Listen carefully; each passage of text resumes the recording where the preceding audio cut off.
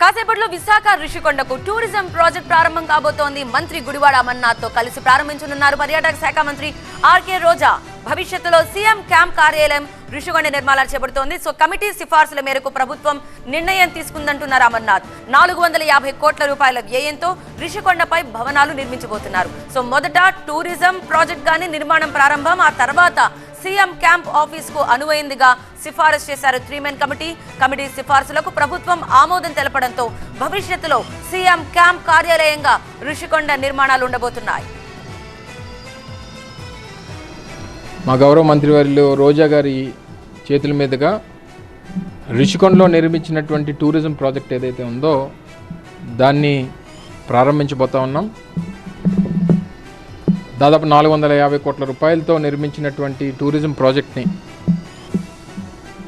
నిర్మించి వాస్తవంగా ప్రజలకు అందుబాటులోకి తీసుకురావాలని చెప్పి ఉద్దేశంతో దాన్ని నిర్మించినప్పటికీ ఆ టూరిజం ప్రాజెక్ట్ నిర్మాణం ఏదైతే రిషికొండ మీద చేశామో అది గౌరవ ముఖ్యమంత్రి గారి అధికారిక నివాసంగా అదైతే బాగుంటుంది అనేటువంటిది వారు ఒక సజెషన్ ఇవ్వడం, దాన్ని ప్రభుత్వం కూడా అంగీకరించడం, మిగిలినటువంటి ప్రొసీజర్స్ ముఖ్యమంత్రి గారు ఎప్పుడు రావాలి ఏంటి అనేటువంటివన్నీ కూడా త్వరలో నిర్ణయం తీసుకుంటాం.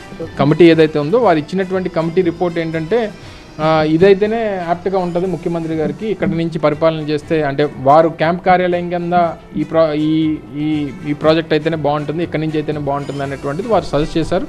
దానికి ముఖ్యమంత్రి గారు కూడా అంగీకరించడం జరిగింది. దాని ప్రకారం ముందుకు